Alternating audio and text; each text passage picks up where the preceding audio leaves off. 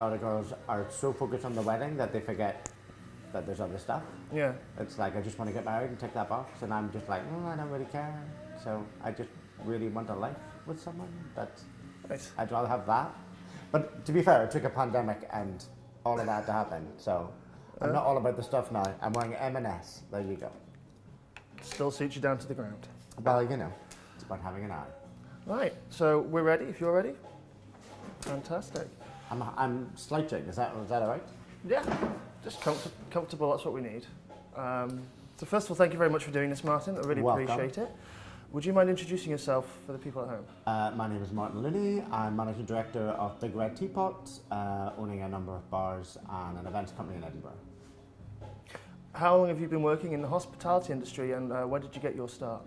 Since I was 14, working in kitchens as a chef, then did a degree in hotel management and have been working in Australia, Northern Ireland and Scotland ever since. So what was it that drew you into the industry? Was it the ability to work? It was food? All of it was food to start with. So as an owner of a number of bars and restaurants, what are the hidden costs that you think that people don't see or don't appreciate? Rent. Energy bills is an obvious one, but I don't think people realise how much they are. Even a small bar, your energy cost will be £2,500 a month. Getting your rubbish picked up, recycling costs, getting your oil recycled, and then the other, not just the wage costs, but the pension costs on top of that as well, which has only really arrived in the last 10 years. As well as just the price of food and the tax that so much of it is included that you don't realise. What do you think was the most challenging aspect of surviving lockdown in this industry? The fact that we physically were not allowed to open to sell alcohol without food. So any wet-led venues couldn't open at all.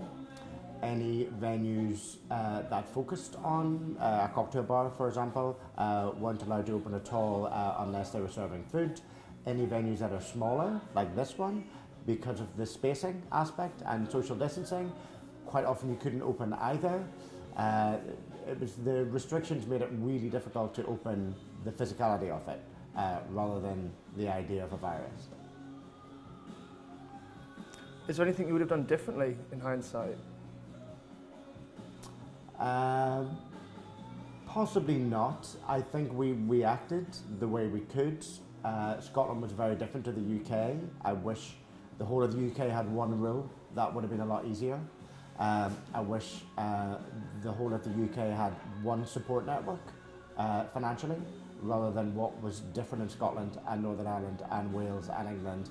They all had a different game, so it was very different. If you were watching mainstream BBC, for example, the rules were very different to what we were living. So I think if there was one rule, that would have been a lot easier to navigate.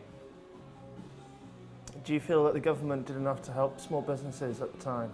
Financially, no, because the rules in Scotland were very different to the rules in England, for example, the other big one.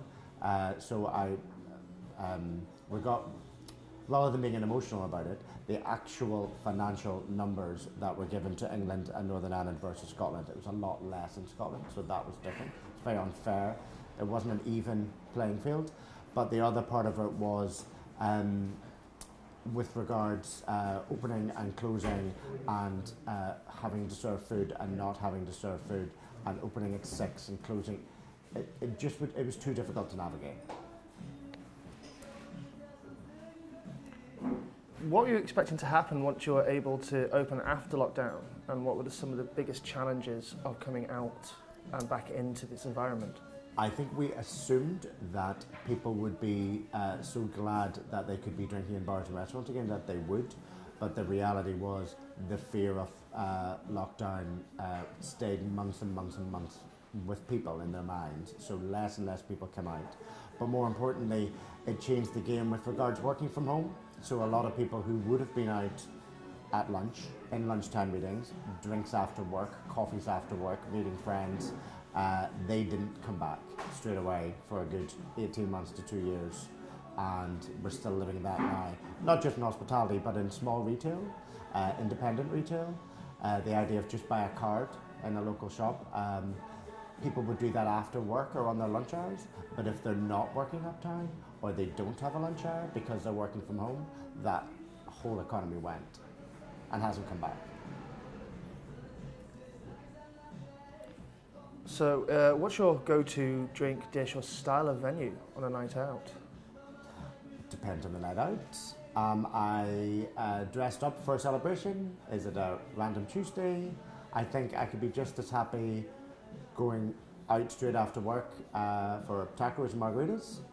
At the same time, I like doing pre-drinks before the theatre or before a movie, but I also like doing a group setting with a group of friends for celebrations. So I think it would depend on the night out, but as much as possible, we go local and independent to support our friends. What is it that makes venues stand out apart from others then? Is it the independent, is it the local, or is it something else? I think it's doing something different, not necessarily so different that you alienate people, but giving something an independent, whether it's a range of drinks, a style of drink, a range of food. But from a food point of view, definitely non-processed, cooked to order, where you can really mix up the flavours and seasonings. That makes things stand out because people can really tell when something is cooked with love rather than reheated. Service is obviously a big part of it. Why would you say service is so important in the city, to each venue? As in front of house service? In general, bar service, front of house service, back of house maybe? It's important because our job is to create an atmosphere. It could be a chilled out atmosphere, it could be an upbeat party atmosphere. We've just had the rugby, so you were creating a different atmosphere for that. Service is about flipping the atmosphere with music and familiarity with service. I think depending if you're in a high-end establishment, you're much more reserved. If you're in a much more local environment, you're much more familiar, and I think people are coming to places for that. I think everyone likes to feel like they're a regular and feel like they're a local and feel like they're special. So I think if you can deliver that, is really special, whether it's remembering someone's order or remembering them because they were here last Edinburgh Festival and now they're back for the next festival and you remember. I enjoy that. But I also enjoy food-wise, because we make everything to order, you might be able to flip something up for someone and change it slightly. Whereas bars and restaurants where everything is bought in and controlled, they don't have that option. So that's what I enjoy, tailoring something to suit.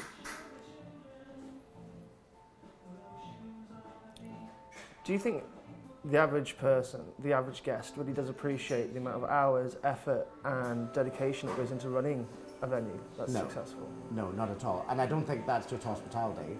I don't think people understand the effort that goes. When you see an end result, it could be setting up a wedding venue, it could be setting up a live music venue.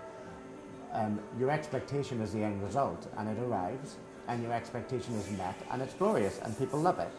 But they don't realise the 4 hours that it took, lighting, sound, plants, seasonal changes.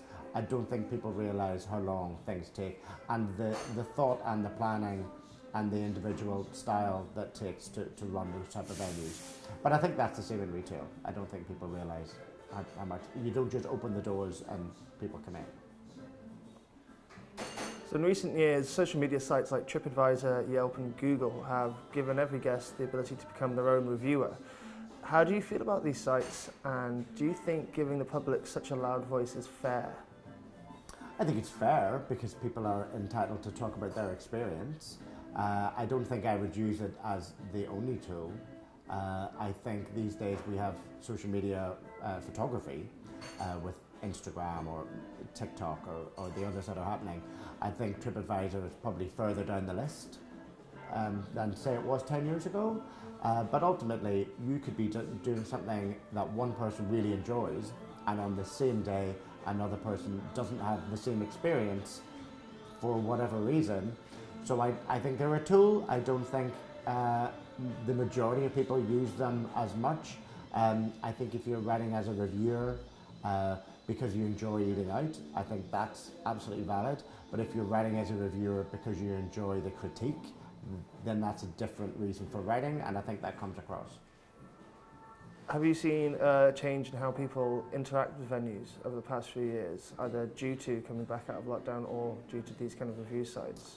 I think people are less spontaneous. So these days, going into the same if you're traveling in Europe or America, you're on holiday. I think these days people will always look at an Instagram or a site or a menu, and they've already pre-decided what they're having before they go. Certainly that's in the last 10 years. Previously you would pick a venue that you liked and then choose your experience with a menu or a drinks list. I think these days it's a lot more controlled before you get there. That has good things and bad things about it. I don't tend to look, I tend to arrive and choose on the night, but that's personal. You like the spontaneity of it? Yeah, I like the idea of going in and seeing how you feel at that moment, rather than choosing your entire option before you get there. I don't do that. With UK duty prices increasing by 10% and with some wines and spirits going higher, do you think government could be doing something more to help small businesses at the minute? With regards to taxation, absolutely. If we look what's happening in France, for example, in Spain, for example, the tax on alcohol is nowhere near what it is for here, considering we have so many other costs as well. I know in some other countries in Europe, people would spend more of their income on their weekly food shop than we would in this country. But definitely a government can limit the tax or reduce the tax to allow people either to make more profits to invest in staff and training and interiors, or just keep the local small high streets alive. But we do spend a huge amount of our the price of a beer or a burger is taxation. What does hospitality really mean to you? Well, it's my job, for starters. I like the different aspects of it. I like the opportunities. If you join as a young person, as I did in kitchens, then went front of house, it has allowed me to travel to various countries to work, travel to various countries in cocktail competitions or showcasing different brands, alcohol brands, food brands. But I think you can come from a marketing angle. I think you can come from a financial angle. I think there are big global brands that you can travel with, the big hotel groups, for example. Amazing opportunities globally.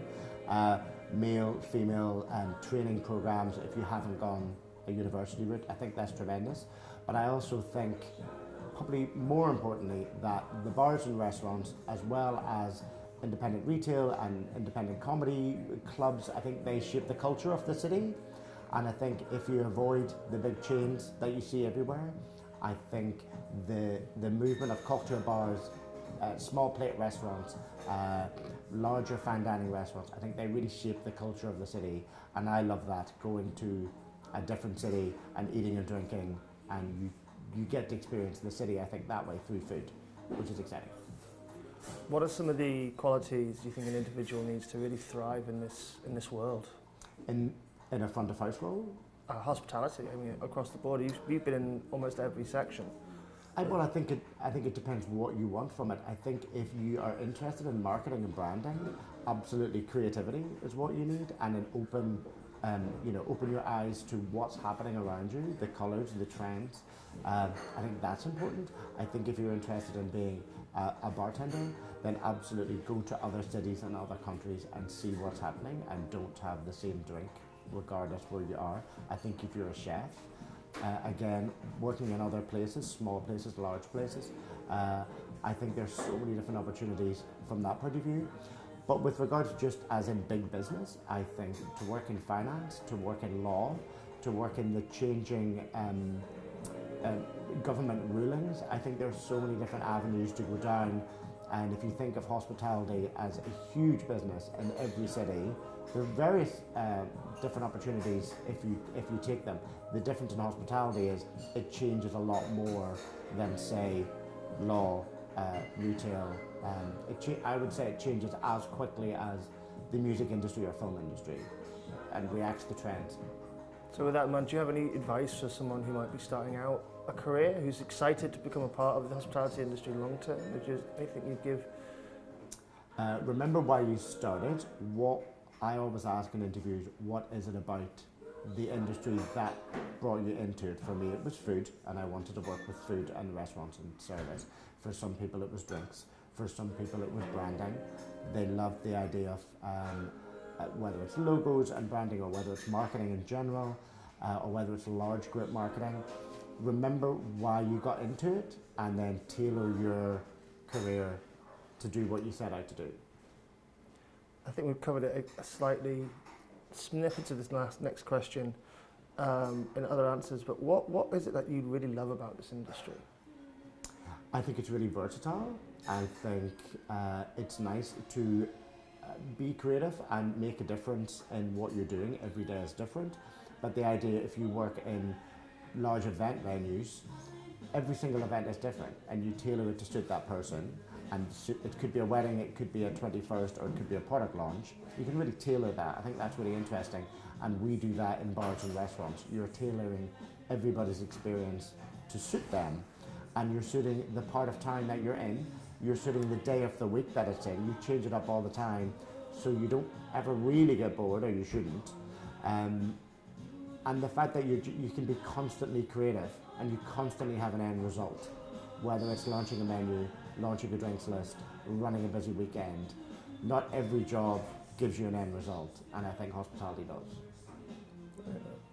Well, that's all my questions, so thank you very much for the interview. But before we close up, is there anything you'd like to